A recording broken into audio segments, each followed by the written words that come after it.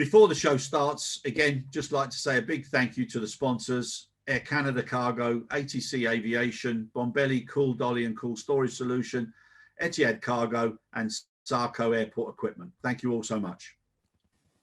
Ladies and gentlemen, friends, listeners and colleagues, here we are again. We've got another session on the Pharma Digital event. And as we're going through different players in the relay team and different team dynamics, today we've got two great guests. And I'm going to introduce firstly Aynur Rasulova-Rzepa. And I certainly hope that's the right pronunciation, Aynur. We know yeah, correct. Well done. I've always struggled with that. But thank you very much. You're not the only one. It's all right. It's quite challenging. Okay, very good. I feel as if I'm in good company then. So thank you very much for that.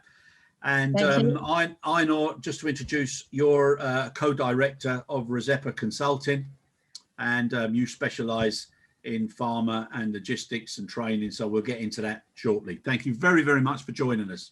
Thank you for having me. Thank you. Absolute pleasure. And we've also got Lewis King, who's director and owner of ALBION Aviation, charter brokers. So Lewis, thank you so much for joining us. You're welcome. Nice to be back. Yep, really appreciate it. Oh, yeah, of course. Yeah. We had a podcast. We had a podcast with you as well. So yeah, it went down very well, Lewis. So thank you for that. Right, guys. First question to both of you, please, is if you can just give us a little bit of background as to what you specialize in, what you do, and what has the last 6 to 8 months meant to you, done to you? What have your experiences been? So if we start with you, Aynur. Okay. Well, thanks again, Chris. My pleasure to be on this show, on this podcast. And last 6-8 months were very challenging, hard to comprehend, and full of new sort of challenges, and as a result very busy as far as the sector of the industry and market I'm involved with is concerned.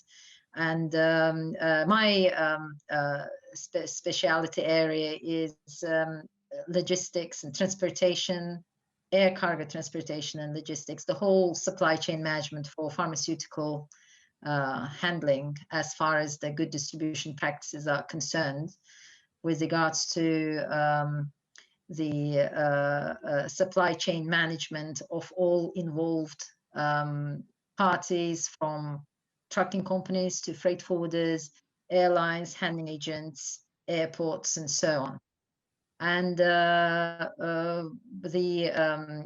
regulatory quality of the nature of the air cargo industry, as well as the regulatory industry, the nature of the pharmaceutical industry, and how strictly both of them are regulated. Finding common touching points is quite a challenge, as both industries have their own priorities. And here, the air cargo industry, I think for the first time in several years now, and especially now with COVID-19 challenge, is really turning towards the customer industry and trying to redesign itself to be able to understand and offer the service which is really relevant to and safe for the healthcare transportation. And we're talking about healthcare that is time and temperature sensitive healthcare, which comprises about quite a small portion of the entire pharmaceutical transportation, but the most valuable part as well. Okay, lovely. Thank you so much. And over to you, Lewis. Yep, sure. So ALBION Aviation Group, aircraft charter company based in Dubai and London. So a core of our activity for the last 9 months has been chartering cargo aircraft and passenger aircraft, simply moving PPE, critical goods. We saw a massive surge kind of March, April, May time, still seeing the transportation of PPE, albeit a lot of transport corridors have caught up, i.e. sea freight. As a side to that, we're also a training institute as well. So we deliver training in aircraft charter brokering. We're one of the only companies in the world to do this. And from that, we have a lot of additional modules that we put together with Aynur, who features in one of them, regards to the vaccine distribution. So yeah, it's been a very busy challenging 12 months almost now since we started. But we've been pleased that we've been able to kind of contribute to what's going on and kind of really take up the challenges that the industry faces, be it even through the delivery of vaccines or to educating the wider audience on the pandemic and how aircraft chartering can play a role. Very good, very good. Right, really appreciate it. Now let's go back now for both of you. Earlier on today, we did a session and we had a forwarder, we had a carrier, and we had the GHA, and we were talking to them about upstream, downstream controls and what has to be done. And obviously, then we covered areas like the temperature excursions, and issues with ramp and certain climates in certain parts of the world. And we covered all of that, and it was a really, really cohesive. It was very, very positive, and everybody was appreciating the fact that now the supply chain, and especially cargo, is really coming into its own. Everybody wants to know about it. Everybody's interested in it. Everybody wants to see, how are things controlled, etc. So now, Aynur, you've had first-hand experience and you've done lots of audits and training. What do you think is the most positive element of aviation when it comes to dealing with such sensitive cargo as pharmaceuticals, and especially vaccines and the temperature related ones at that? Well, obviously, the biggest advantage of air cargo mode of transportation is the speed and the reachability, and the vast network coverage. And within less than 24 hours, you can get pretty much to most parts of the world, whether with regular flights and freighter passenger flights or charter flights. So that is something which is the biggest advantage of this mode of transportation. And the increasing expertise of the air cargo participants, be it the airlines, the carriers, and the handling agents, and the airports that create more and more facilities and more awareness and expertise that was lacking so much in the previous years. If we start 10 years back to now, a huge improvement has been made, making that improvement known to the customer industry is one of the challenges, though. But I think there is a positive shift in how air cargo mode is nowadays considered by the potential customers, and so that is quite a good thing to see. I would see that the network coverage and speed and the advantages, understanding of the supply chain risks as far as pharma is concerned, all come together, makes it quite attractive. Yeah. Okay. Well, thank God it does. Now we've all in the industry we were aware of GDP for forever, and also pharma isn't something that's new to air cargo, so we're all accustomed to it. But now with this additional spotlight of the vaccines, I think one of the areas that was being discussed several years ago about being costly and would there be a return on investment was CEIV. But I think genuinely it's now being received as being that added element, that added extra on top of GDP that focuses specifically with the aviation industry and also with the whole supply chain within that aviation sector. So, I mean, it's a good thing. And that's in my opinion. I'm just interested in yours, Aynur. How do you feel that CEIV has added to what people were already aware of? Yeah, well, CEIV has started to achieve its main purpose is to identify the compliant and competent supply chain partners out there, identifying them and making them known to the customers as well as to the supply chain partners, so that supply chain partners can choose from the available CEIV certified partners to build the risk-proof supply chains for the benefits of the customer industry and most importantly for the benefits of the patient. And CIV Pharma has been working very hard in bringing the GDP requirements into reality of the air cargo, translating it to the supply chain participants of the air cargo transportation chain, and making them more compliant in delivering those GDP standards, and then making them known to the industry as these are the available partners everyone can choose from. So it's a very good way of getting to the level and then making yourself known. Okay, very, very good. Now, Lewis, coming over to yourself now, obviously you started putting out certain training modules, and you're happy to share your knowledge and your company's knowledge with people who either want to learn more or want to specialize. What made you also decide to start putting out some training courses with regards to vaccines and pharma? Yeah, we just kind of identified a need in the market. You know, these are unprecedented times, and we kind of wanted to run with the theme at Albion to kind of add knowledge, add depth in terms of aircraft charter brokering. So it was kind of like, so what else can we do given what's going on in the world right now? How can we enhance that knowledge, share that knowledge for the benefit of everyone? So we explored different angles, and one of them was, looking at kind of vaccine handling, and that's when we brought Aynur on to really kind of deliver the expertise. And it's been well received so far. We've had a lot of interest. We've conducted a few courses already, but it was just kind of running with the theme where sharing of knowledge, sharing of expertise for the benefit of everyone, to kind of raise that level of education, raise that benchmark, so all stakeholders can benefit, essentially. So it's kind of keeping with the Albion kind of charter code of conduct, you could say, or our mission at least. Yeah, no, and we spoke about it on our podcast when we were talking about care, and also it's been referenced, what you guys committed to do when I was doing the podcast with Stephen Dixon from Skylight Aviation with regards to the Skylight Care. I just think it's a great thing. I just want to say it now, the fact that you've also offered for a limited few, but you've offered to give some free courses subject to how many are on a particular course, and also supporting people who are doing services who've been placed, which I think is a great thing, Lewis.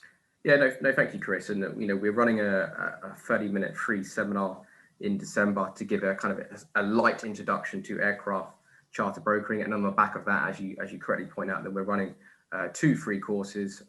We capped kind of each course at 5 attendees, and that will be open to individuals that have unfortunately lost their job or been furloughed in the aviation industry, who kind of want to get back into it, and gain a bit of knowledge, a bit of expertise, and hopefully we can help them on their way. It's just, I feel it's just the right thing to do. If you're in a position to give back, then you should. So yeah. No, really good. And like I said, both Stephen and myself were so pleased to get that information back. It was fantastic. Really appreciate it. Now, Aynur, one of the things that's so important when you have such a highly regulated industry as ours, and then you've got such a very, very sensitive product, is obviously the amount of training, but obviously it's competency-based training. So not just training for the sake of training, it's to cover the reasons why. Now, in your training courses, what areas do you really focus on that you think make the difference? Well, first of all, lack of competence is what worries the pharmaceutical industry most about air cargo. When it comes to pharma, do we really know what we're dealing with?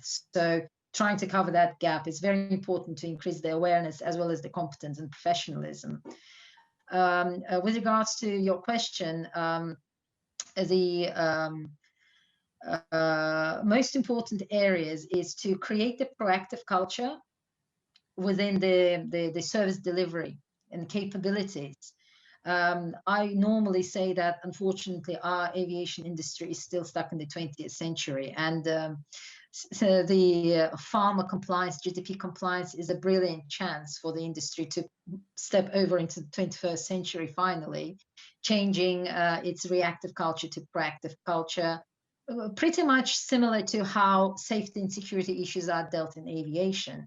And I often like to make parallels between safety, security, and pharma as far as air cargo of pharmaceuticals is concerned. And I'm telling people, please consider pharma as important, as serious, as vulnerable, as dangerous goods. However, not what it can do to us, but what we can do to it. So it's at our mercy, and we have to be able to handle it correctly. And when we're talking about proactive, as well as continuous improvement culture, the proactiveness is attained by very thorough risk management and knowledge of your risk processes, the risks that are residing within those processes, addressing them with correct mitigations to really address issues before they even happen. Because with the value of pharmaceutical and the sensitivity of the pharmaceutical product, we cannot afford even one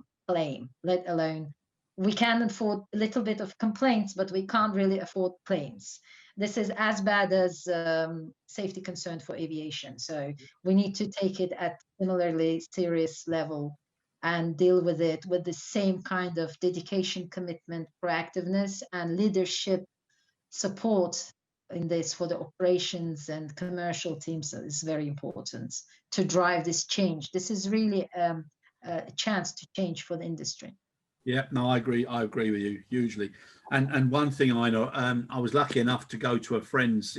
I was on a tour at his facility, Rob Williams, and he was with Thermo Fisher, and all of his staff. I've never seen a workforce so committed to what they do and proud of what they do.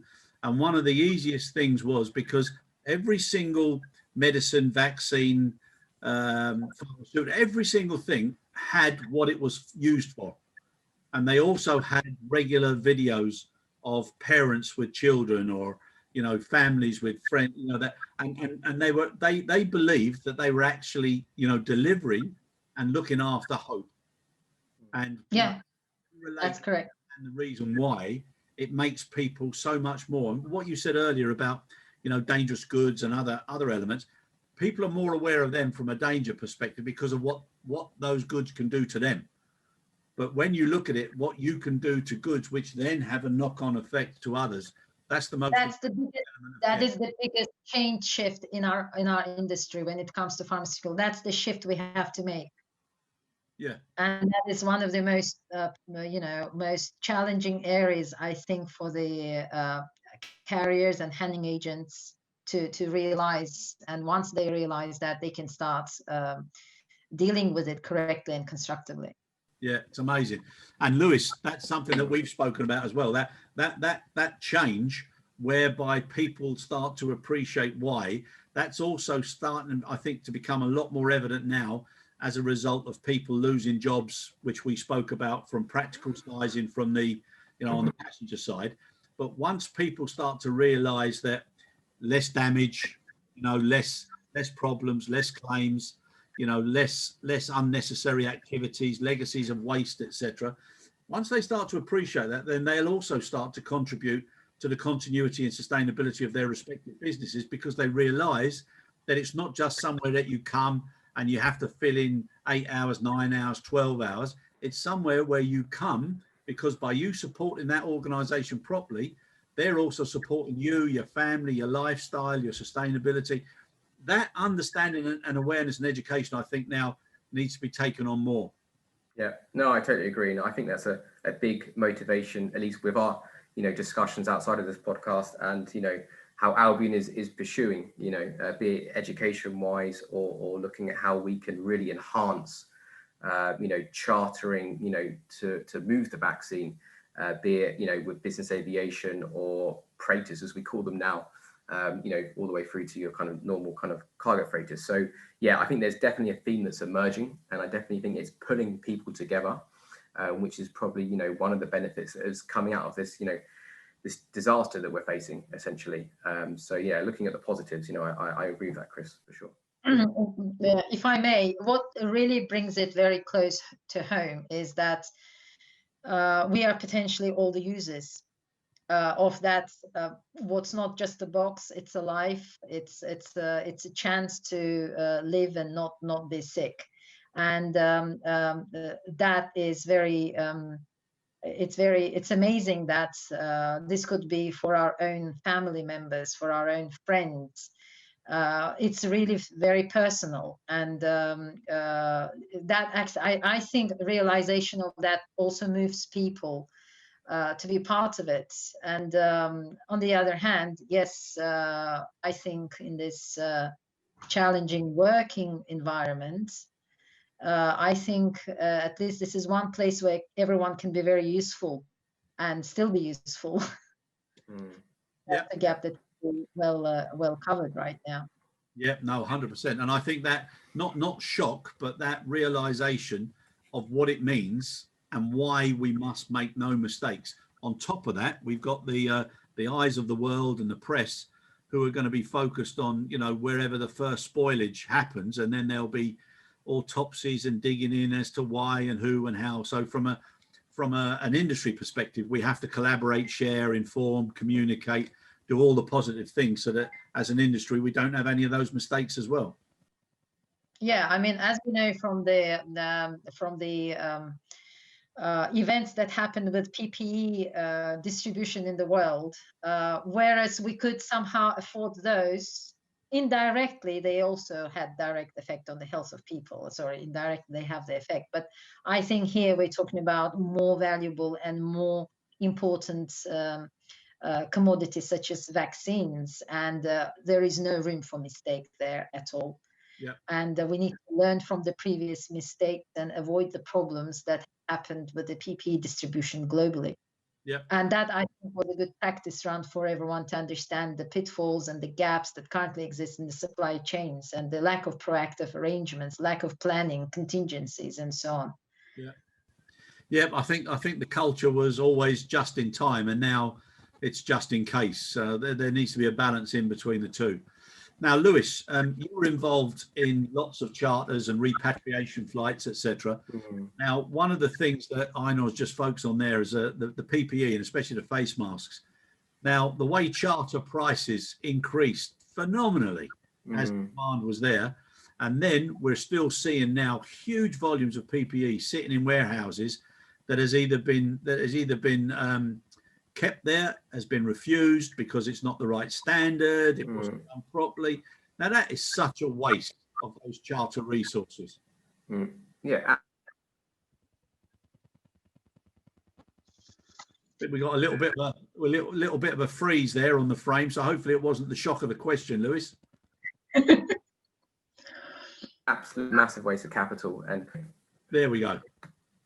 Yeah. Okay. No, just to kind of answer your question, yes. You know, it is extremely unfortunate considering, you know, the spike in the prices, you know, in air freight, in aircraft chartering for quite a prolonged period of time. And as you correctly point out, you know, a lot of this PPE product didn't necessarily pass what we call SSG.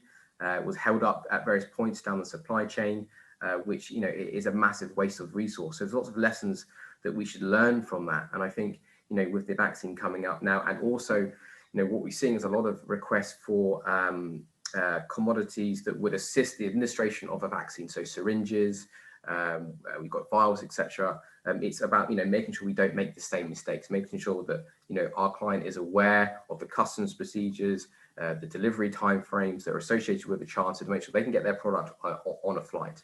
And of course, you know, with the vaccine, there's a cold chain element as well, which is an unknown for a lot of parties. So it's spreading that awareness and making sure that, you know, we don't, as a community, make those same failures. But I think there was a lot of lessons to be learned in that period of 4 to 6 months, for sure. Yeah. We also spoke about, what do you call those little the little bits on the end where they're doing the testing and pipettes? Yeah, pipettes. Lovely. Yeah. Yeah. Do you want to just describe what a pipette is? Because I wasn't sure when I first heard it. It's a little kind of plastic end to almost a syringe in many ways, where you kind of extract and then put samples into Petri dishes, etc. So yeah, it works by the principle of suction. There we go. There you go. I was hoping you were going to chip in, Aynur. You know, clarification and competence, brilliant. Now, something that's really disturbing, and unfortunately, it's everywhere. The world is a good place full of good people. And then every now and again, somebody gets a bad idea and they do something that's not as best as possible. So with some of those substandard face masks, now the security through the whole supply chain is going to have to be so strict, stringent, even though it already is within the industry. But people will be responding now to some of the media, the journalists who are saying, you know, how sensitive it's going to be and it's more valuable than gold, and, you know, all these types of discussions. But the security chain, Aynur, from your perspective, is very strong already. Yeah. Well, what I want to say before even the security chain, which is very important part, luckily we're dealing with, we are luckily having an industry, pharmaceutical industry, drug manufacturing industry, which is highly regulated. And although we did make some parallels with PPE distribution, they can't be really compared, because drug and vaccine, in this case, distribution is strictly regulated with good distribution practices, where everything is checked and risk assessed before approved. Every route has to be validated and would be checked for things like competence along the entire supply chain, including the security. And nothing will move. Nothing should move. I mean, I don't know, something may happen in the industry that wrong suppliers and supply chain partners were picked, that it went through the unqualified route. But really, it mustn't happen.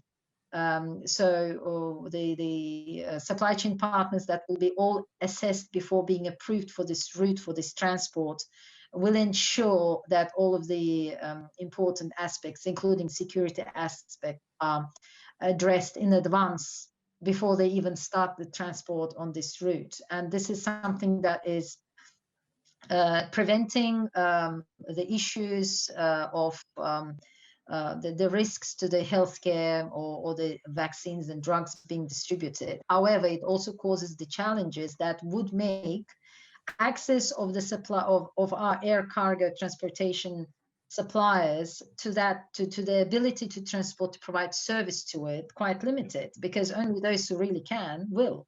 Yeah. And they will be selected. And this is where no one can just jump on it. Everyone has to be prepared in advance. They have to develop their systems, their quality management system, their risk management, their proactive deviation management, all of the roles and responsibilities with the responsible people assigned to the jobs that are accountable for anything, any failures, and also ensuring that risk assessments and the service level agreements are well in place before anything even moves.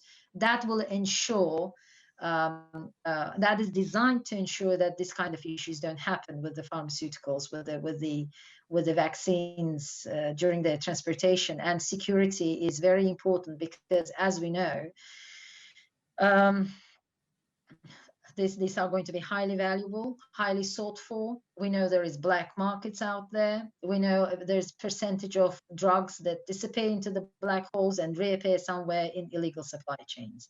Yeah. And this has to be by all means prevented, because there is a huge challenge. There's 8 billion people on the planet. There's very limited suppliers that are able to provide the qualified transportation, and to be able to quickly distribute. Well, manufacturing of these vaccines is one thing, but then distribution of what's been manufactured is another. How soon are we going to cover the entire population that needs these vaccines as the first category of people safely, without having them disappear somewhere in the supply chain because of very poor arrangements and basically failure of GDP compliance? Yep, and that covers everything from first mile to last mile. Absolutely, yeah. From the moment the need for transportation is conceived, yep, to the moment it's delivered, yep, delivered at the consignee's facility, not just at the airport, at the delivery dock, but beyond.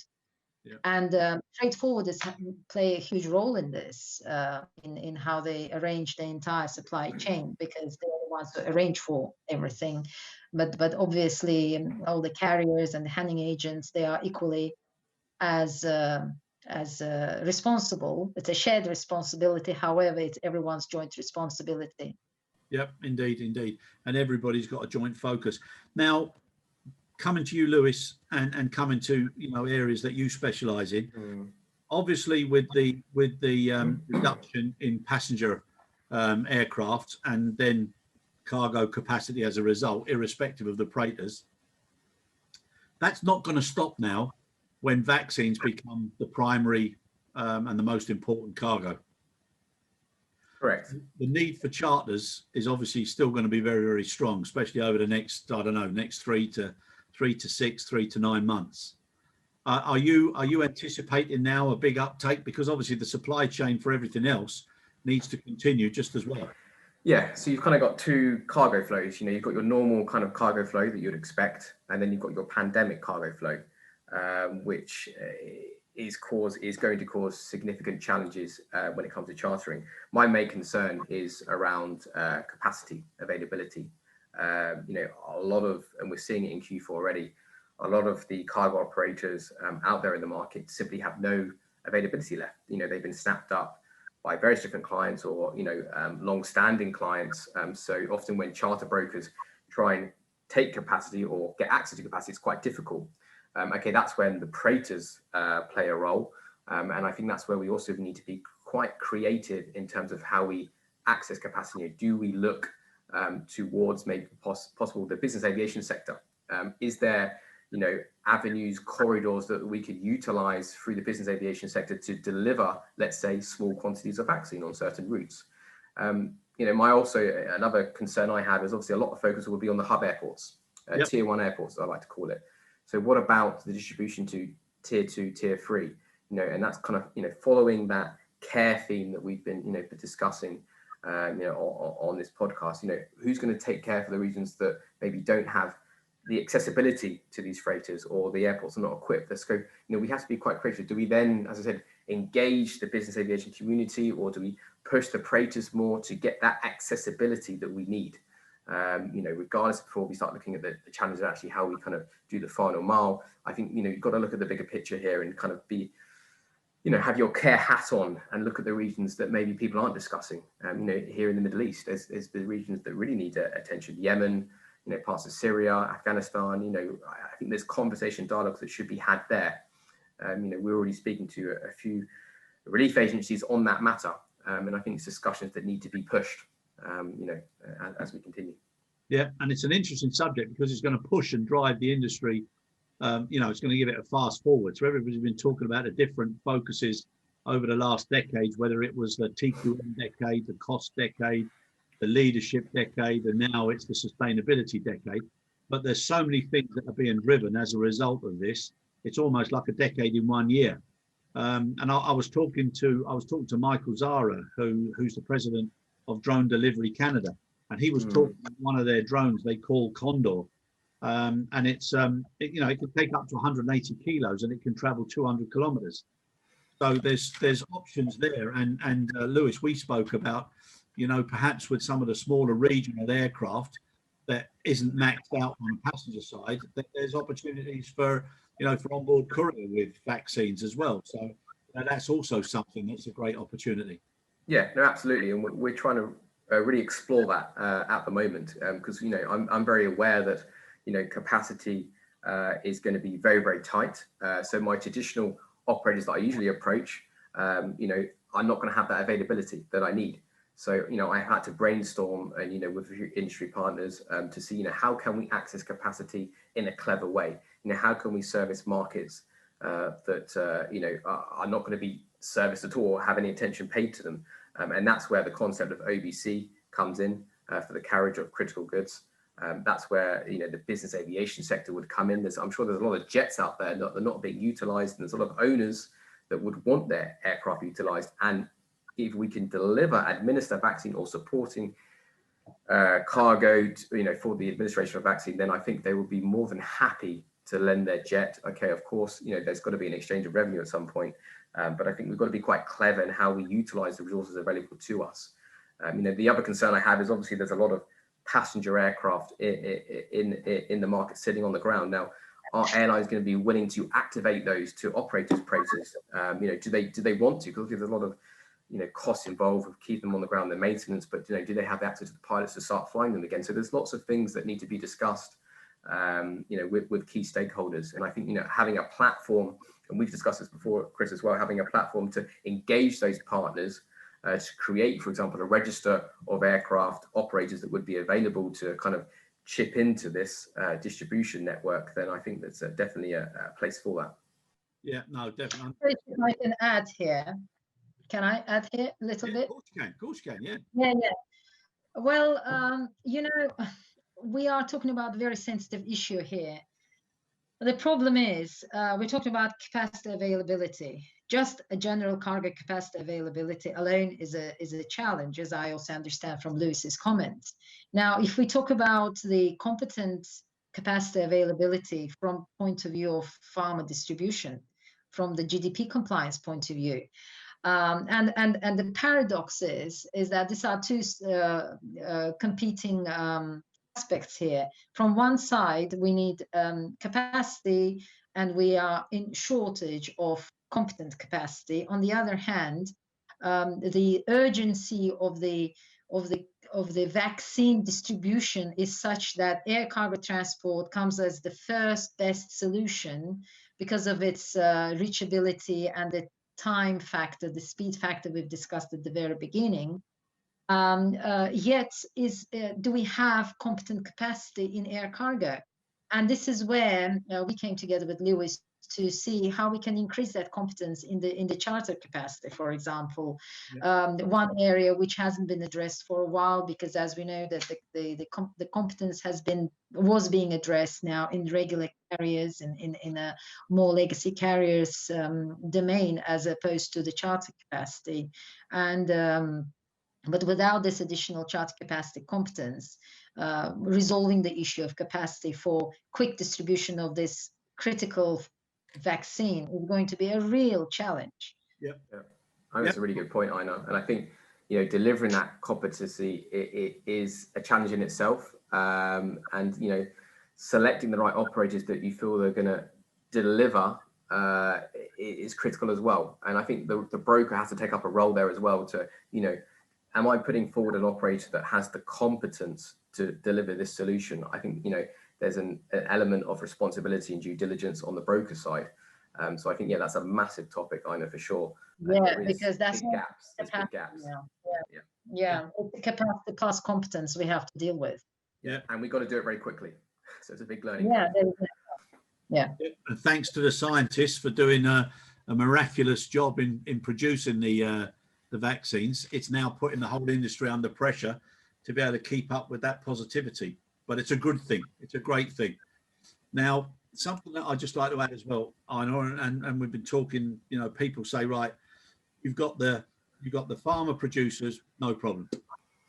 You've got the air forwarders, the freight forwarders, understanding, appreciation, and logistical combination of who to use down the chain. Then you've got your carrier who can fly it. Then you've got your GHA who has to collect it or deliver it. And you've got that area which is causing a lot of problems, which is the ramp, and especially in certain climates. So now I know there's lots of other equipment that's available. So lots of companies around. So you've got such a SkyCell, you've got various other companies that are producing equipment, containers, packaging, blankets, etc. Do you just want to cover a little bit about that area, just to give everybody a degree of confidence on how it's being managed? And it has been managed well for a long time already. Well, yeah, a ramp is known as the highest risk area as far as air cargo operations are concerned. I think about 50% of all issues happen there. And that is all because of the poor planning and poor implementation. There is variety of equipment available out there, from active containers to passive systems to thermal blankets of various sorts, lightweight, breathable, to thick ones and very heavy duty, which are designed to prevent both from sun and heat and as well as the cold. However, I always say that it's not enough to have equipment and technical solutions. It's the processes that matter the most, is how you can use them. Yep. I mean, you can have airplanes, but not everyone can have an airline. It's how you arrange it. Same thing is with the ramp protection, prioritized handling, time management, controlling timestamps, introducing relevant and measurable key performance indicators and measuring them and reacting on them when they fail is the most important area. Of course, the availability of this different equipment makes it all easier. And within the risk management process of preparing for transportation, it's always taken into consideration what sorts of capabilities exist in order to protect a pharma cargo at this particular airport, with this particular airline, with this particular handling agent, and what sort of technical advantages or disadvantages they have. And then that is used in order to apply the correct time management techniques to what's available, what's not, to be able to prioritize and implement. And the prioritization has to be reasonable as well. But of course, what I want to touch upon here, most important solution for the safety of pharmaceutical or vaccine is its packaging.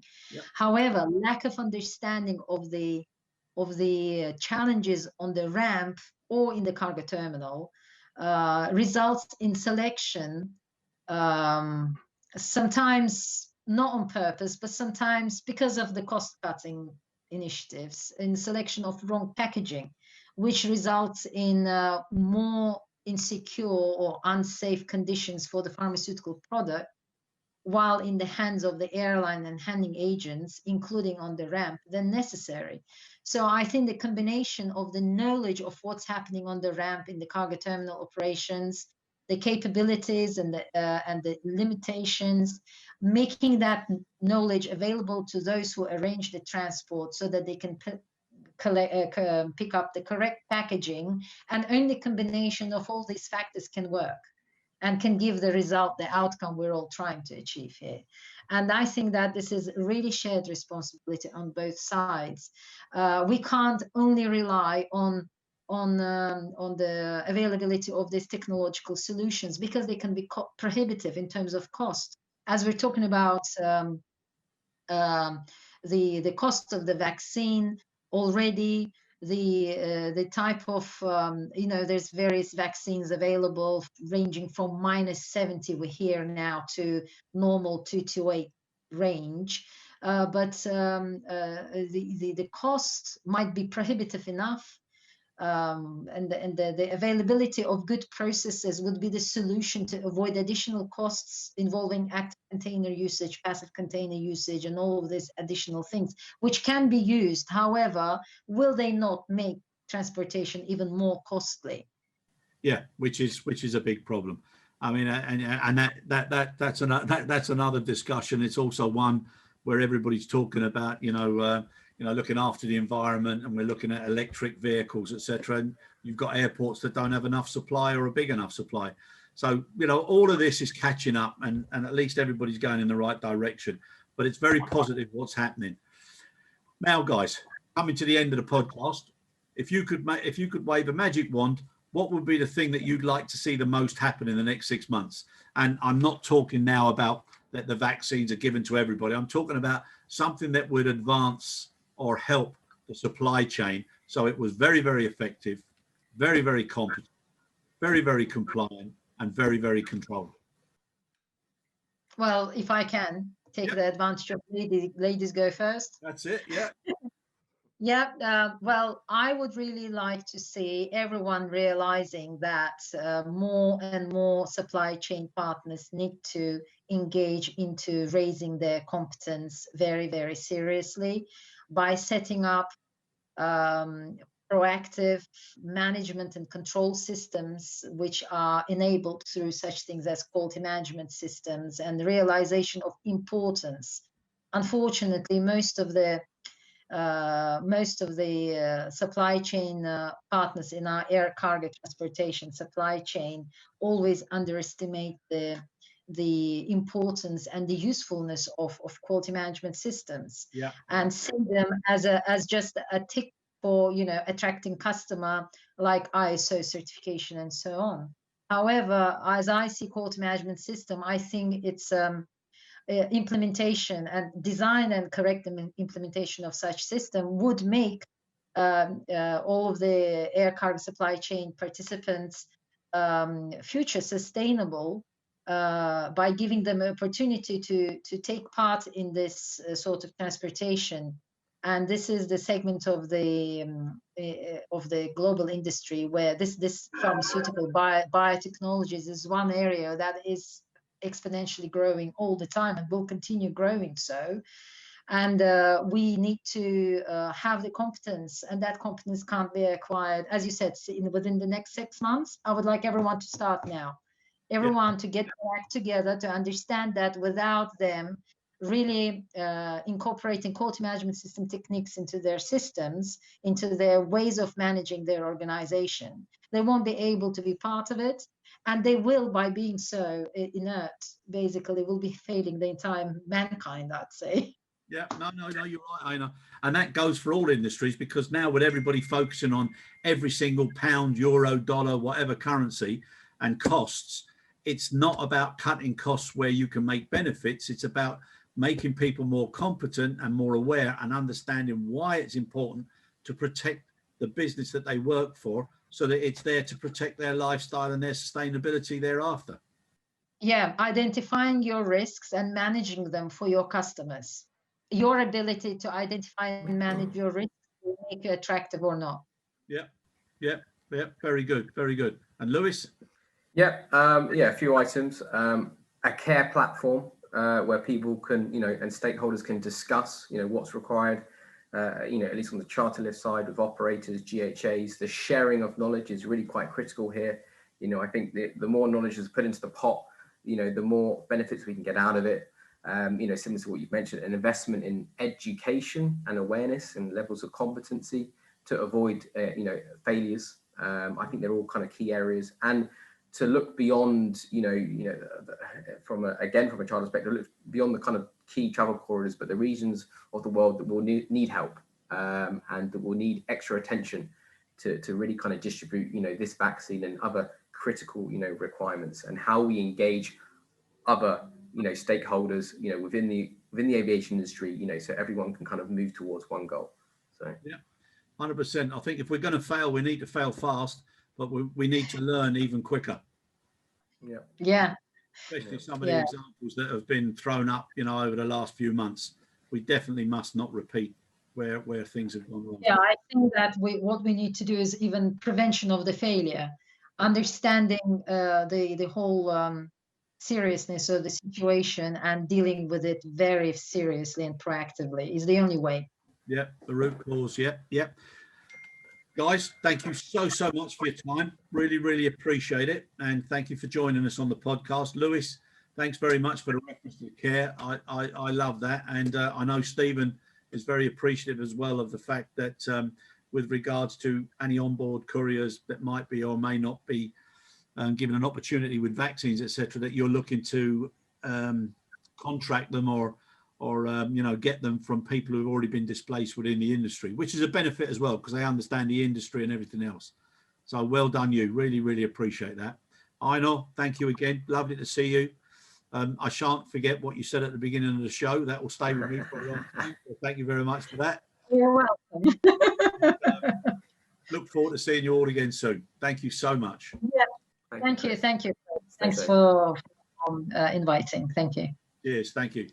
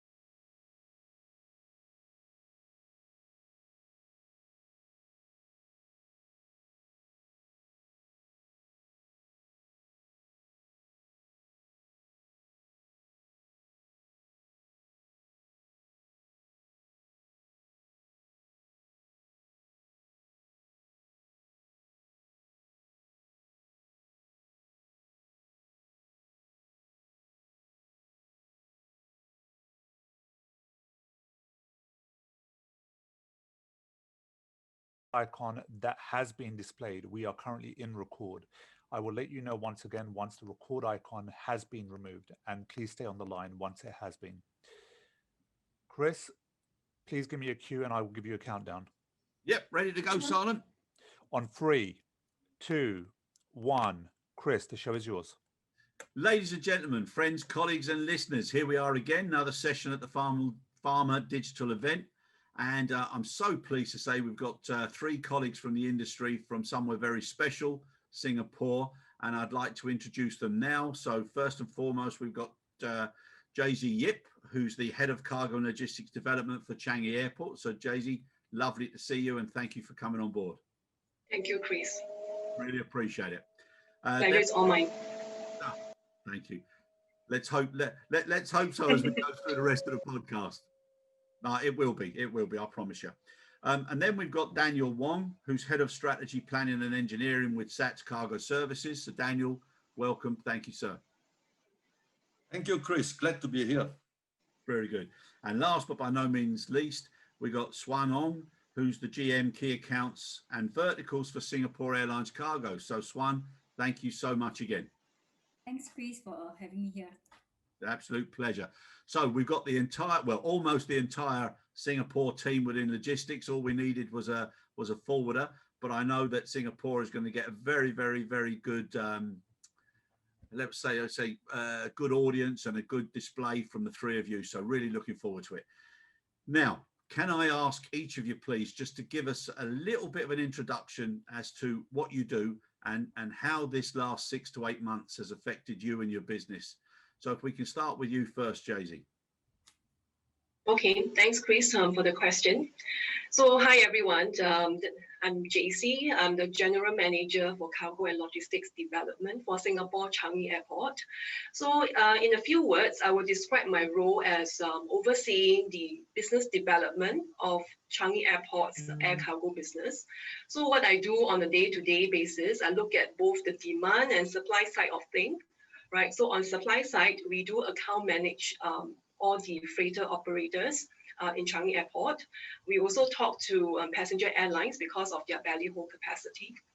On the demand side, I would say that we look after cargo verticals development. Over the last couple of years, there are a couple of verticals that is pretty special for Singapore as well as Changi Airport. And that includes pharmaceuticals, perishables, the cold chain side, e-commerce, as well as advanced manufacturing. So on this part of my job, we actually work very closely with our air cargo stakeholders like the freight forwarders, the cargo handlers, and the airlines, and even government agencies to develop and to push more cargo flows through Singapore. Now, the pandemic has started for us sometime in March. Yep. I would say that, I mean, I'm sure you heard this word a lot, right? It has been really unprecedented. And it has been quite, I would say, a challenging time. I would describe the last 9 months or so in 2 phases. So in the earlier months of the pandemic, I think we were all trying to stabilize the supply chain to ensure supply chain continuity. We were very focused on giving clear guidelines to our ecosystem, right? Yep. For example, when borders closed, there were a bit of questions regarding, for example, a crew layover in Singapore.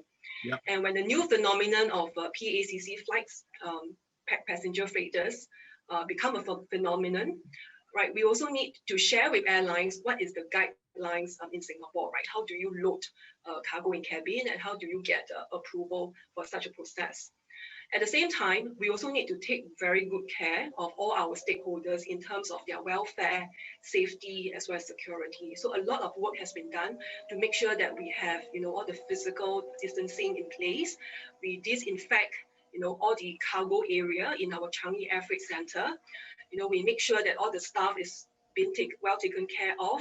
So very much the first few months, it was really keeping our air cargo supply chain open. And back then, we also worked very closely with the different stakeholders and our government agencies to keep critical supplies, coming through Changi, and that includes your food supplies, as well as medical supplies like PPE. Yep. I would say that that has in a way been stabilized. So in the last few months, I think the hot topic is really the vaccines, right? We are expecting the vaccines to be approved and mass distribution to be kick off in the next couple of months. We are now very busy in raiding and preparing our air cargo sector for this logistical challenge. Okay, very good, very good. Okay, and now, and thank you very, very much for that. And now if we can move across to you, Daniel. Thanks, Chris. Well, I'm Daniel Wong from SATS Cargo Services. So I'm the head of cargo strategy, planning, and engineering. So my primary focus is to look at how to move the cargo business forward. How do we develop new cargo solutions for our customers, and how do we position ourselves with the advancement of digitalization in the industry? So that's been my main focus. In the last 8 to 9 months, obviously, like what Jesse has mentioned, the pandemic has really hit everybody hard. On our side, well, when we first went into the pandemic sometime in March and April, there was a lot of, first of all, there was a lot of apprehension because very little was known about the coronavirus, right? We all, there was a lot of, you may say, fear, but very little was known about the virus. So the first few months was pretty much spent within the company to ensure that our workforce is safe, our workshop from the virus, to ensure that our ability to maintain the operations is not affected because of the virus. So that was the primary focus in the first 2 months. Well, when the pandemic hit, we saw about a 50% reduction in cargo volume initially. Not as bad as our colleagues on the passenger side, but still 50% cargo volume reduction. And what we did was that we took the opportunity of this of this slowdown in business to really concentrate on training our people and revalidating all our SOPs, because we were confident that the cargo business, the cargo industry will rebound in a matter of time. So we took a lot of time spent on training our people. We sent a lot of our people for training courses. And also we took a lot of time to review our SOPs, to look at status of our equipment. That was that was a good move, because in the last 1-2 months, we have really seen an uptick in the cargo business. At this moment that I'm speaking, I think we are almost at 78 to 80% of pre-COVID levels in terms of cargo handled in SATS. So that's a good thing. And we are preparing to go back to full steam ahead in the next few months, right? So on the topic of the vaccine, well, that's on everybody's mind today, right? Because of 100%, of the latest news announced by Pfizer, by Moderna, and certainly by AstraZeneca. And for SATS, we have, well, I would say that we have pretty much prepared ourselves for this by really even back in 2010, where we set up a 8,000 square meter dedicated facilities for the handling of perishable and pharmaceuticals in Singapore.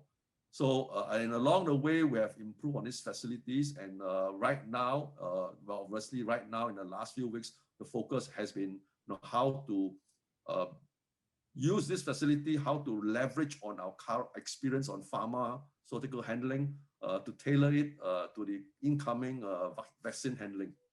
And we are working very closely with the other stakeholders in the community, like what Jesse has said. We are working very closely with Changi Airport Group. We are working very closely with Singapore Airlines. We are working very closely with the freight forwarders.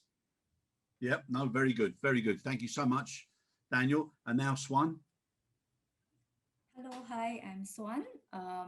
My role in Singapore Airlines is in managing the key verticals for a company, of which, of course, healthcare is one of the utmost important, particularly now, and also to look after the key accounts for the company. I think Jay-Z as well as Daniel has mentioned quite a bit of what pretty much happened. For us, it happened all pretty quickly. If I recall, like especially around, I think if I'm not wrong, it's end March to April, when the passenger flights were like reduced quite quickly. Initially, we were hoping for a V-shaped recovery, but soon, it comes quite clear that it's going to take a while. Yeah, but for us in the cargo world, things are very, very busy. The demand continues. The business is still there. We have all these volumes that are coming in. And what we did very, very quickly is to introduce the passenger aircraft carrying cargo only.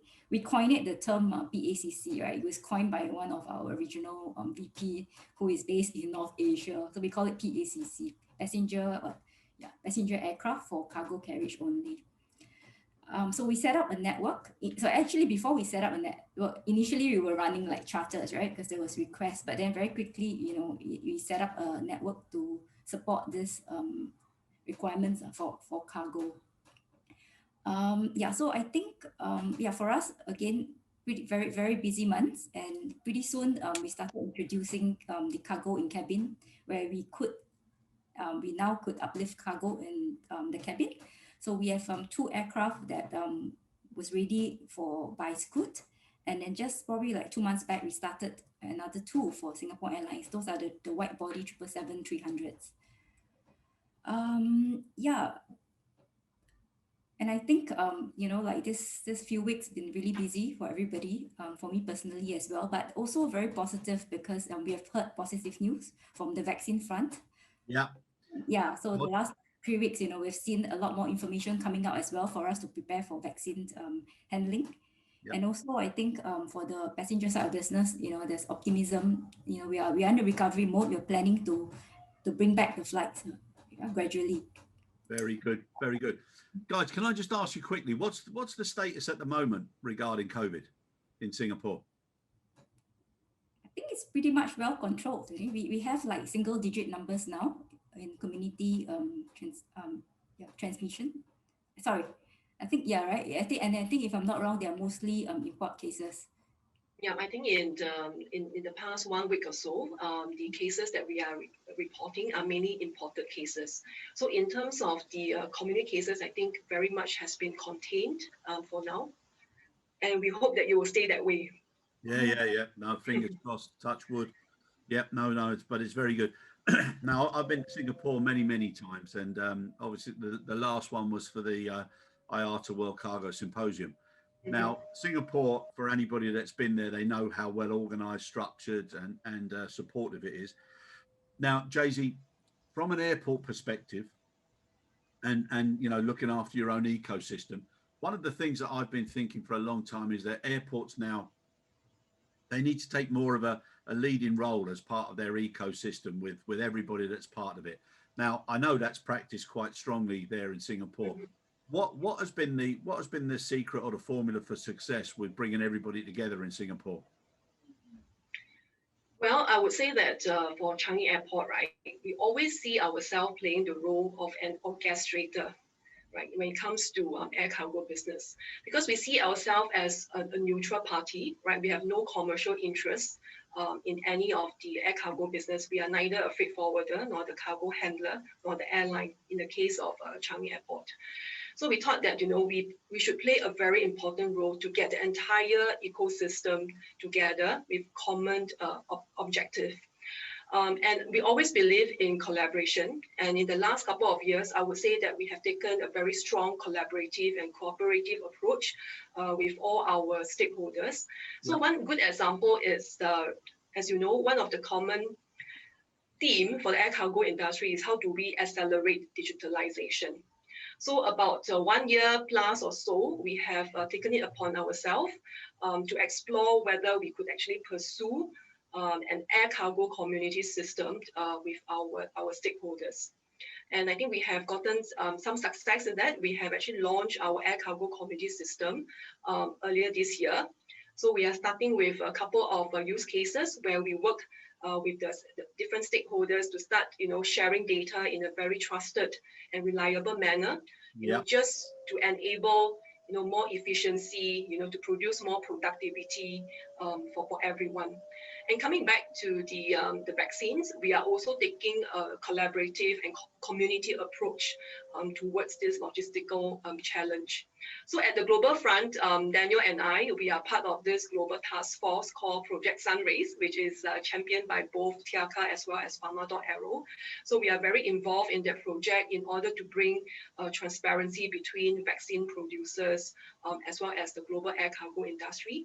And at the local level, we have also started a public-private joint task force amongst key stakeholders, including Singapore Airlines, the 2 cargo handlers, and a group of freight forwarders, as well as the public sector comprising process agencies like custom, border control, security, to really discuss and pre-identify what could possibly be some of the bottlenecks or risk that could take place in some of our cargo flows when the vaccine distribution commences. Yep. I think we are treading along quite well on that track. So all in all, I would say that I think as an airport, I think we play a very important role in bringing everyone together and also to be a champion of community collaboration. Yeah, no, I don't think that could have been better said. JJ, that's really well put together. Now, you mentioned there about Pharma.Aero and TIACA, which is a great initiative, and Sunrays. Now, as far as that's concerned, when they did the initial survey, parties were saying that perhaps the logistics chain wasn't as ready as it could have been. Now, the one thing that we all know, and thank God for the scientists, they've done a miracle. They perform miracles now by getting these vaccines all coming out and ready. But what's happened this last year, and you were talking about digitization and care and collaboration and all those, those good terms that are easily said, but not as easily practiced.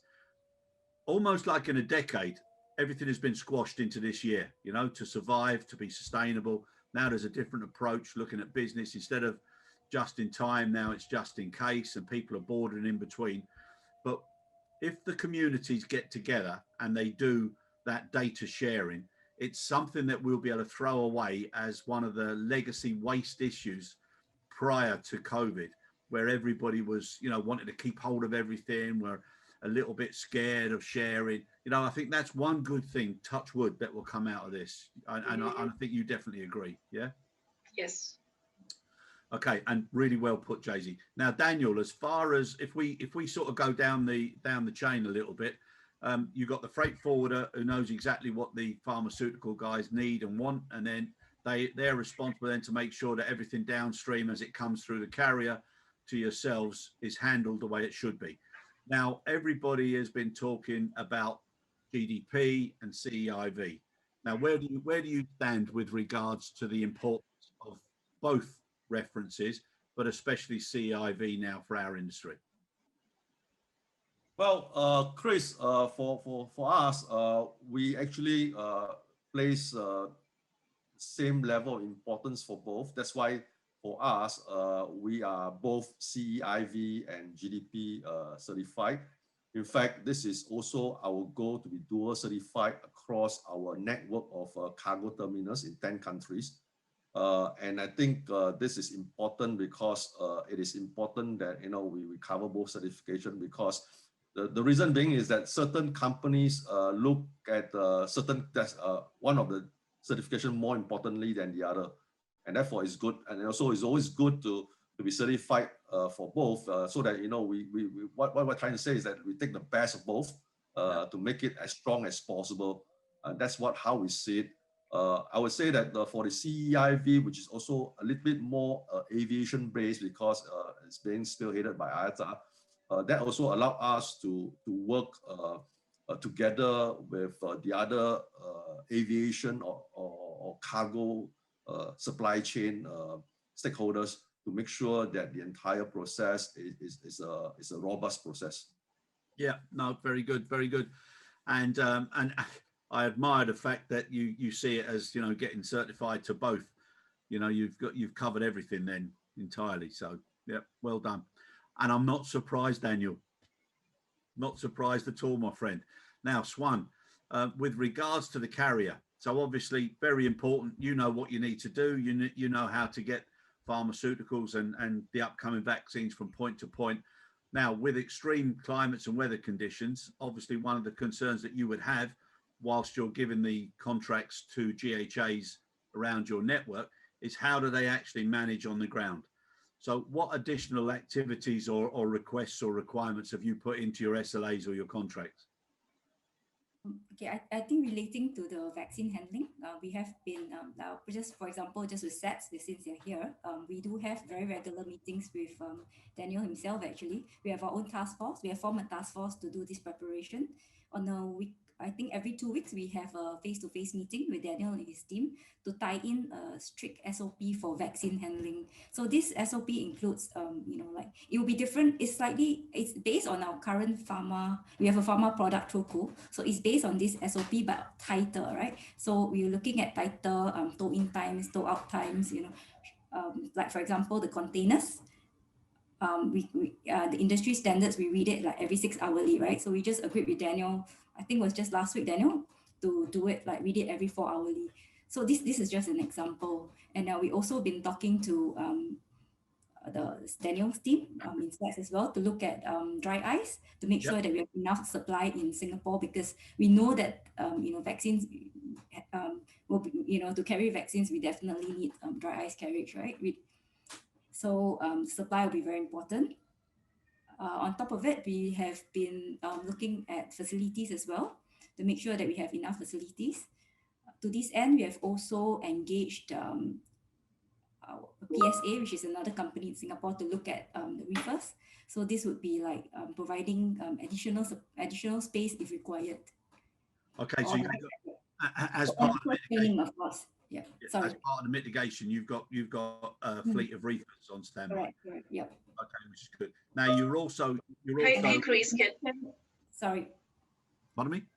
Yeah, I think sorry, just to add, the other part is also the people front. So we have rolled out training materials focusing on pharma handling and focusing on vaccines, so specifically to the stations where we are expecting the first phase of vaccines will come out, as well as to the main import countries for us, where Singapore is a good distribution hub for Southeast Asia and Southwest Pacific countries.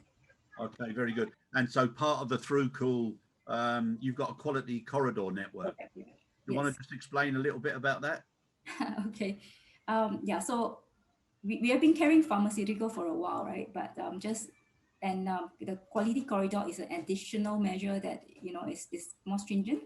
And what we do is we audit the stations, the ground handlers in the corridors, along the corridor, to standards equivalent to a CIV standards. Yes, and on top of it, we provide, we call it the thermal covers, thermal blankets. Yep. Yeah, so what we do is we feed it at the origin, and then we take it out at the destination. So this protects the pharma shipment from end to end. Okay, very good. And sorry, Chris. Yeah, sure, JZ. Yeah, if I may, can I weigh in on the part about the GDP and CIV? You certainly can, and welcome. Yeah, I just want to add on. I just want to echo what Daniel has mentioned just now, right? I don't think it's fair for us to make a comparison between GDP and CIV, because I think they have different objectives, and I think they are both equally important. But the point about CIV, right? I think personally for us, I thought that with the IATA launch of CIV, it has actually allowed and enabled the air cargo industry to speak a common language. Yes. So in Singapore, as you know, we are the first in Asia Pacific to actually form the community to attain the CIV with Singapore Airlines, the cargo handlers, and the freight forwarders. And with that community approach, everyone is aligned with the objective, and we speak.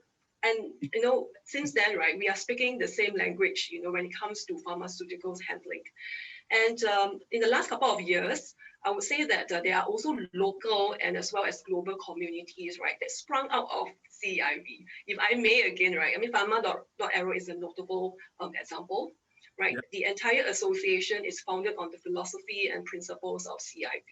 And our main mission is really to forge collaborations amongst global airport CIV communities. So I would say that CIV has really bring the community and the air cargo industry closer together when it comes to air pharma handling. Yeah, and I agree with you. And I think right at the very beginning, when IATA was talking about it and introducing it, lots of people were seeing the additional cost and would they get a return on investment. But I think the points that you've raised there are very, very true. It's brought everybody together with a common understanding and the importance of pharma. And now, obviously, the world are seeing the importance of vaccines. It's so critical that people do things in a certain way. Chris, if I may add on also to what Swan mentioned earlier about the vaccine handling. I think for the vaccine handling, I would say that every one of us now has a common goal. Yeah. Every one of us, be it at an organization level or even at a personal level, somehow we know how impactful has been the coronavirus, and all of us somehow even in a distant way know that someone did caught the coronavirus, and we're all very determined, I think, to overcome this pandemic, and therefore there is a common goal. I felt that there's a common goal, and that's why I think it will work very well in terms of collaboration, because everyone has got a common goal in terms of making sure that the vaccine handling will be smooth and the vaccine will arrive at the right place and be given to the right people. Yeah, no, I totally agree. And again, very valid and nice words there, Daniel. Really appreciate it. Now, with the launch, every Monday now has suddenly turned into good news. And now with that good news, people are starting to see hope. They're smiling a little bit more. They can see, they can see a positive light at the end of the tunnel. And I keep saying, and it's not the train coming towards us. It's something very positive. Obviously, a lot of respect and sympathy for anybody that's been affected. It's been a terrible time for so many people, and also for the poor people that have been displaced from their jobs in the industry that they love. But I think the learning experience and the coming together now of the entire industry is such that we've got the chance now to really move forward as we come out of this collectively as an industry. Now, with the vaccines that have come out, so obviously Pfizer, then the first thing people said was fantastic, and then and the but was because of the extreme temperature controls that were required. Then you got Moderna, and again, everybody's saying fantastic. Now there's another one, and then luckily we're seeing then a little bit more flexibility with regards to the temperature range. Then the Oxford and AstraZeneca, and the same sort of thing. Now, obviously, there's Sinovac, there's Sputnik 5, there's several others, and there's going to be lots more. So that whole combination is going to allow countries, communities to decide which is the best for them with regards to the capability of the logistics. However, for all of us that have been in the industry for so long, handling pharma and handling special goods is not unusual to us. It's not unusual. So as far as spreading that confidence and that capability, that's what needs to be done now from within the industry. Now, you've all spoken about training, and there's been a few mentions there about auditing. Okay. Now, if you look at a just culture and you're within an SMS human factor focus period, it's all about what people at the top say to the people at the bottom, how confident people and I shouldn't say top and bottom, but at each ends of the hierarchy. So the practical people who are performing the tasks, they know more than anybody at the top on a day-to-day basis as to what can and can't go wrong. Now that culture is so important.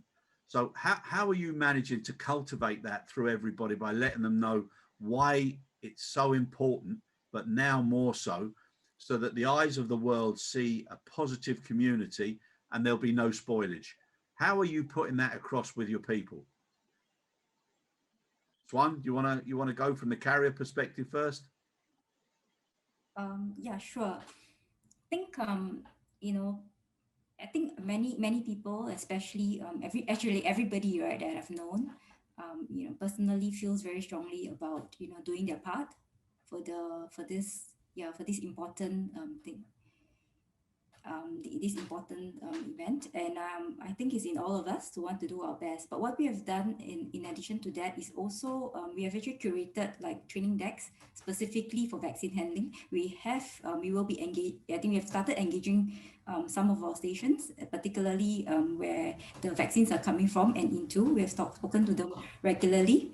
We're getting the feedback as well and getting the buy-in, taking in consideration the feedback, so that it's always better than when people has a buy-in, right? Rather than being told that this is what you have to do. So we are not going on the top-down approach. It's really more consultative. Yep. Okay. Very good. Very good. And Jay-Z?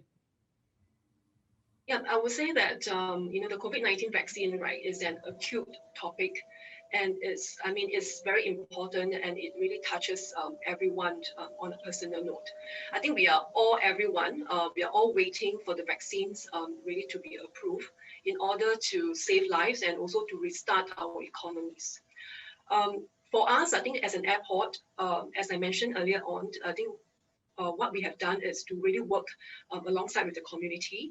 We have kicked off a joint task force, as mentioned, really is to create the kind of transparency to really share information and really to be honest with ourselves, whether there are potential bottlenecks and risks in the cargo flows, because our ultimate objective, right, is to make sure, I always say that the COVID-19 vaccines, right, need to handle with STAR performance, STAR. And S stands for security, T, transparency, A, agility, and R, reliability. And we are trying to get the community with this common objective that we need to handle each and every vaccine shipment with STAR quality. And I think that communication and collaboration is very important. Oh, 100%. And well put. What was the STAR again? Security, security, yeah. Transparency, agility, and reliability. Very good. Yeah, believe you me, I shall be using that. Sure, go ahead. I do love an acronym. Really appreciate it. Thank you. Now, Daniel, just taking that concept forward, and you mentioned as well about training and SOPs and everything. Audits are so important. So when organizations have a positive culture, they welcome self-assessments and audits, and they want to understand about continual improvement. That's so important in an organization. Now, I've been in many of your facilities. I know many of your management team, so I know that that's something that you do on a regular basis. But how important is it to help people understand how they're doing and why it's so important what they're doing? Well, I think, Chris, I mean, for our organization, the day-to-day work that our people do expose them to certain risks of safety risks. And therefore, for us, we really take safety very seriously. And to the sense that, for example, even on a management level, even myself level, we do walk the ground, we do talk to the staff on safety. And when we do such walks, we only talk about safety. We don't talk about anything else, right? And also we have our monthly safety meeting where it's not, in a lot of companies, when you have safety meetings, when you look around the room, there are people who are executive and management. But our safety meeting comprises of staff from every level in the organization, representative of staff. So that's where these staff in the meeting, they will be able to see how serious our management is in terms of safety matters. And then also they will be able to see that whatever feedback that's taken, it is being acknowledged, is being worked on. And through this meeting, through this representative in this meeting, the word of mouth will go down to the floor that the management are really serious about safety, right? And then of course, at the end of the day, like I mentioned, for this vaccine handling, there is a common goal of everybody to make sure that it goes well. And that in itself is a motivation for everyone to make sure that we do the right thing at the right time, at the right place. Yeah, no, again, well put. And so we're talking about the SAG concept, the Safety Action Group principle. And I think it's great that you include it all the way from both ends, because when people can see how serious the senior management are taking it, then they also, like you said, they pass that across to their colleagues, and everybody understands. And this SAG principle, the Safety Action Group, is so important for any organization. And I think at this moment, for everybody in aviation, when people talk about dangerous goods and safety, we know the things that can harm us. But now with pharmaceuticals and with vaccines, it's what you do to it that could possibly harm others.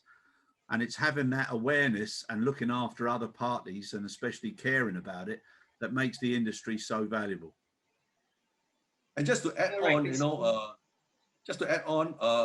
within the cargo services business unit, we meet 3 times a week on Monday, Wednesday, and Friday mornings.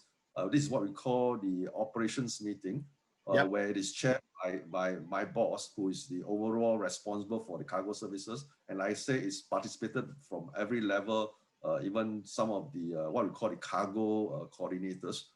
And in this meeting, although the name is called the operations meeting, but the first item on the agenda is always on safety matters. So what happened that wasn't safe? How do we resolve that? So that has been the emphasis that we've been placed on safety. Yeah, no, that's good. And like I said, everywhere where I've been associated, it's practiced. It's not just preached. So I think that's a wonderful thing. Now, guys, if I was to ask you now, from everything that you've done collectively and in a collaborative, and whether it's task forces, because you know people are hearing task forces everywhere, from governments all the way down to every single part of the business. So they're not sure how these task forces are coordinated, but it comes across very clearly that you guys have got your task force off pat, and it's working very well. What would you say have been the biggest successes with all the shocks and the surprises and the risk assessments and the mitigations? What do you think have been the biggest successes of the Singapore task force and the way you've approached what has happened and now what needs to happen? So, Jay-Z, do you want to kick us off? Yeah, I would actually say that, right, we actually commenced and kickstarted the task force I would say quite short time frame, and we have everyone's commitment in terms of their time and resources. If I really think back, why is everyone, I mean, apart from, COVID-19 vaccine is being a very acute and paramount topic right now, I think it's also because all this while our air cargo community, we practice really back to the word collaboration, right?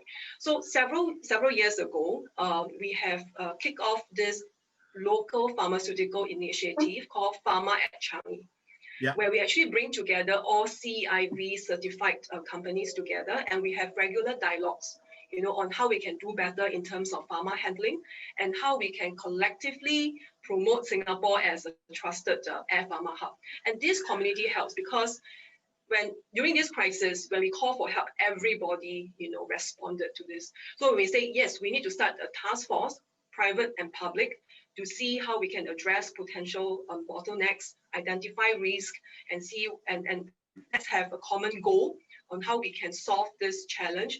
Everybody responded swiftly and very fast. And the task force was created, I would say, in a few days' time. And subsequently, we all organized ourselves in workshops, and everybody came. So I would say that the success of the task force, it's too early to really mention success, but I would say the success in convening this task force is really due to the collaboration spirit that we have over the last couple of years. Okay, wonderful. And Swan, what's your experience? I agree. Because we already had collaboration in place, like what JC has mentioned about Pharma and Changi. And also, I think it's also about being prepared. So for Singapore Airlines, we have been investing on the healthcare product that we have Tuku for a while. We have been working on the expansion of the Tuku corridor, right, which fits in really nice for, it really helps us now, but it's not new. It's something that we've been working on. So I think being prepared is very important, in addition to, of course, collaboration. We've seen a lot of openness in people. I think, just a lot of transparency. Everybody is really ready to help each other out. So since May, we have formed our own task force as well within the company. And as a task force, we have been engaging various parties in the supply chain to get ourselves ready. So like when Jay-Z called for the Changi task force, it was very fast for us to react as well and to be able to contribute. Very, very, very good. And Daniel? Well, Chris, if I may say, maybe expand a little bit. I think it is in our Singapore DNA that we collaborate and work together. Even at the government level, we have task force, inter-ministry task force, we have private public sector task force. So I think it's in our DNA. And the other thing that I'd like to say is that with regards to the Changi community, I think one of the reasons why there has been a lot of collaboration is that I think every one of us, every organization, every stakeholders in the Changi community, air community, we truly understand that our success depends on the success of the Singapore hub. Yeah. And therefore, there is that larger goal to make Singapore a successful hub so that every one of us will be successful. Yeah, no, I totally agree with you. I totally agree. I think some of the words that are going to be well referenced in history books and with next generations, they'll look back and they'll say, why? Well, not why didn't they, but the one sentence or the one combination of a sentence that I've yet to hear somebody say is that we've got an unprecedented task force collaboration in place. So those I think those three terms, if they put them together, it's a nightmare, and it's words that we keep hearing. But like I said, I've got a lot of experience there in Singapore and with the organisations from Singapore, and I totally endorse what you're saying there, Daniel. It's a great culture with regards to collaboration. Now, can I ask you all another question now? What would you say are the most critical and urgent steps that you feel are now necessary, to ensure an effective oversight and handling of the vaccines once they're established and once everybody knows what's going on? Because to be fair to our industry, we still don't know what we don't know. So there's a lot of information that still has to come specifically. And, I think the perception that it's all going to come in one big bang is wrong. There's a lot of focus now on how will it be selected, and a lot of the selection process will be based on the last mile as well. So that's an area that that's got to become more effective and more efficient. So from your perspectives, what urgent or critical steps do you think are now necessary for everybody to consider? Right, if I may go first, right, I think I would say transparency. We really need more transparency, because I would say that even though the last couple of weeks or months, we have more information regarding the vaccines, candidates, and some of their supply chain requirements, but there is still a long list of unknowns and uncertainties. So Chris, I think earlier on you mentioned that, yes, handling pharma, right, actually is not foreign to the air cargo industry. We have been handling pharma for years, right, including deep frozen, even cryogenic temperature condition. The reason why I think people touted COVID-19 vaccines distribution as a very challenging task is because the vaccines development has been accelerated, right? I would say 4 times than any other preceding vaccines. And because of that, there is a long list of unknowns. Right. Yeah. Today, we are still not very sure in terms of what packaging materials, some of the vaccines candidates are looking at. What is the transportation conditions for some of the candidates? And also on the distribution model, are they looking at point-to-point, hub and spoke? How are they distributing? So there's still a long list of unknowns for us to, even though we are all getting ready and prepared based on scenario planning, but with more information, it will really help us, to be ready and plan whatever that is necessary, right, to make this a success. So I would say transparency and open communication, I think is critical and is paramount. Yeah, 100% agreed. I think there'll be a big sigh of relief once the detail and how it's going to be distributed, and the points you touched on there about whether it's going to be point to point, whether how much is going to be trucked, how much is going to then have to be redistributed with regional carriers or even private aviation, who knows, but it has to get to everybody, because at the end of the day, we're all only safe when everybody's safe. Yes, and then in recent weeks, right, I mean, there have been a lot of speculation regarding air freight capacity, right? I mean, some say 8,000, some say high 100, some say more than 10,000. I think the truth of the matter is we really do not know, exactly. Right? Until we have clarity on all the parameters, then we can do our own calculations. Exactly, yeah. And people don't even know, how many shots will be contained, and that multiplies or divides, so there's yes. Unknowns. But that we're all waiting for that sigh of relief. So yeah, very good. Thanks, Swan. Sorry, Swan.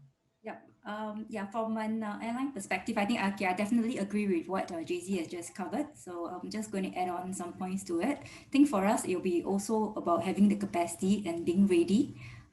We obviously have the scheduled freighters and passenger flights on board, but we also can operate charters, either using our freighters as well as our passenger aircraft.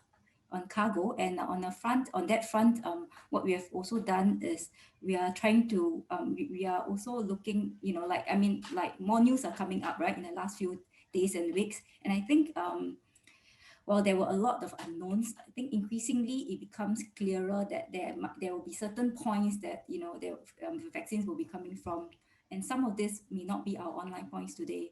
So we have done some preempting, and like in terms of looking at these offline points, maybe appointing, doing security audits and clearance, appointing ground handling agents in these countries. So when the vaccines are ready and when we finally know where we are going to uplift this vaccine from, we could very quickly, operate the flight and be ready to help to carry the vaccines to the people of the world. Just from my perspective. Yeah, no, very, very good, very good. And Daniel? On this point, Chris, I think in Singapore, actually, I'm very glad that Changi Airport has taken that lead everybody together, so that we can work together to ensure that seamless handling of the vaccine. I think someone has to take the lead, and I'm very glad that Changi Airport has taken the lead, and everybody is supporting that. And on the point of transparency, I think I also want to emphasize on sharing. That could be transparency, but if there's no sharing, then that information do not get across to everybody, and therefore we are not on the same page. So that's important. So for SATS, again, another thing that we have done, which I mentioned earlier, we have cargo facilities in 13 other locations other than Singapore, in 9 different countries. So internally, we are also coordinating the sharing of vaccine information, so that at the end of the day, the objective is to bring every one of our facility in the SATS network to the same level of readiness in terms of for the vaccine handling. Yeah, very, very good. And I think in the future, when people look back, there's a lot of things that people will want to carry on beyond what we've learned now. And so many people have had the chance, like you said, catch up on your training, re-endorse the importance of training, doing audits, looking at your SOPs, LOPs, making sure that they're effective, task forces, getting together, having airports more involved in supporting cargo, because there's a newfound respect for cargo. So all of those things coupled together. Just can I ask you one last question before we finish the podcast, a little bit of a one in the air. If you had a magic wand, or you were able to wish for something really positive to remain after we've got rid of all this legacy of waste, and please God, when the business starts to come back again and our colleagues get their jobs back, what would you like to see last way beyond people talking about the unprecedented times during the COVID crisis? What would they be? Who wants to go first? I can take a shot. Okay. Yeah, go on then. Where you go, Daniel? Well, I think I hope that the added spirit of collaboration will last beyond the COVID-19 pandemic, because that's very important. And the other part of it is really the sharing of information, be it through digitalization or through systems integration. I think that is also something that I hope will last beyond this current pandemic, because that is truly important for us in terms of moving to the next phase of cargo development. Yep, very good, very good. Swan? Yeah, I think I was just going to say that very much the same thing, really unprecedented transparency, sharing, and and that's really good, and alignment of interest, and I think this is something that we hope will last, and I think we will in Singapore, because people have come together and we have learned that working together, being transparent, sharing, adding actually adds value to everybody here, right? Because we all rely on each other to be successful. Yeah, I think that's the wonderful thing about being in a team is, being happy that you're in a team, being happy with the position you're in the team, and not trying to hide or tell other people in those positions how and what they should be doing. It's so important now that the team of aviation becomes so strong as we move out of this. So, thank you very much, Swan. And we get to know each other better as well. Pardon? And I think it's also an opportunity for all parties to get to know each other even better. Exactly. Yep, 100%. And Jay-Z? Yeah, I do echo what Daniel has mentioned, but from my own personal standpoint, if I may add, right, I really hope that out of this crisis, that we will all remember the significance and the role that air cargo has played in this crisis. I think in the last couple of months, right, I've seen not just ourselves, but really when I look at other stakeholders, right, that is, cargo has taken more significance, I would say, in boardroom decisions. I think CXOs, all the leaders are giving more attention to cargo. I have seen certain projects being accelerated. I have seen, there are more cargo initiative on a global basis, being initiated. And I really do hope that, people will remember the value and the significance that air cargo continue to play in order to restart as well as to enable our economies forward. I think very well said. And Jay-Z, thank you for those last words. Thank you, Swan. Thank you, Daniel. It's been an absolute pleasure. It's always a pleasure talking with people from Singapore. I've always enjoyed my time there. Well done for what you've done, and really appreciate your time taken with us today. Thank you so much. Thanks so Thank much. you for having us. See you soon. Yeah.